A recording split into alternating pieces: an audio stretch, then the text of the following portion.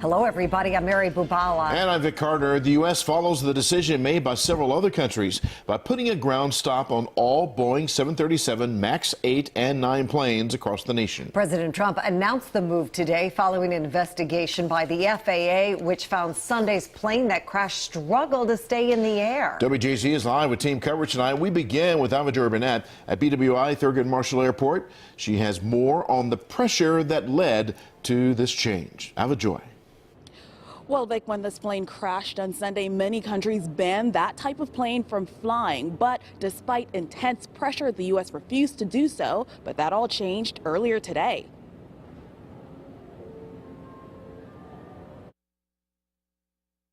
In a stunning turnaround, the U.S. announced Wednesday it will follow the lead of several other countries and order U.S. carriers to temporarily stop flying the Boeing 737 MAX 8 and MAX 9. Any plane currently in the air will go to its destination and thereafter be grounded until further notice. The FAA issued the emergency order Wednesday afternoon. The agency said it analyzed new evidence. The move comes 3 days after Ethiopian Airlines Flight 302 nosedived just 6 minutes after takeoff from an Ethiopian airport. The crash that killed all 157 people on board sent panic through the aviation industry because it came just 5 months after a similar new Boeing 737 MAX 8 went down in Indonesia.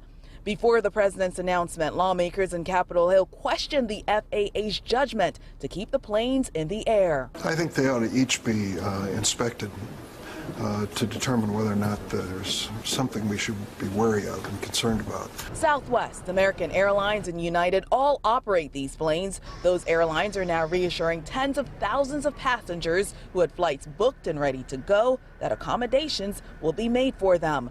Boeing insists their planes are safe, but they said they're supporting this proactive step out of an abundance of caution. Safety is a core value at Boeing for as long as we have been building airplanes, and it always will be. The U.S. now joins a growing list of countries that have grounded the planes. Meanwhile, investigators wait for answers from the black box in Sunday's crash. Boeing is an incredible company.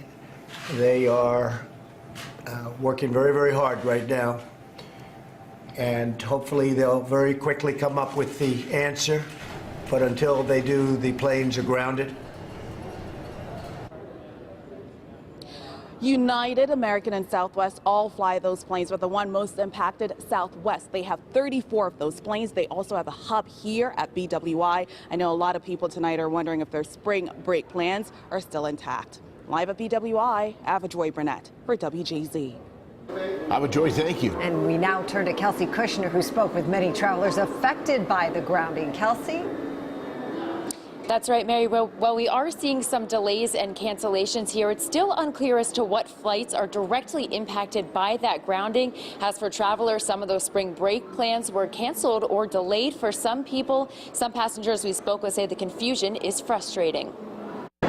Watch as Chopper 13 cameras caught this Southwest plane grounded moments after the president's announcement to stop flying the Boeing 737 MAX 8 and 9 aircraft. It's just one of the several planes now taken off the runway. It makes me feel safer. I'm glad that he did it. Wednesday afternoon, multiple flight delays and cancellations caused confusion for Southwest, United, and American Airlines at BWI, putting passengers like Danielle Stewart behind schedule. A little frustrating because I really wanted to get to where I'm going for work, so now everything's delayed. Crowds of people lined up for Southwest Airlines, the largest hub at BWI, waiting to see if their flight was affected. We looked it up and made sure that we weren't on one of those flights. Travelers like Miranda Myford says she double-checked her Southwest ticket to Atlanta before getting to the airport. Definitely worrisome. Just my mom actually before we came here made sure we weren't on one of those aircrafts because she was super worried. I hope it doesn't impact my travel, but if it does, I'm okay with it because I'd rather be safe.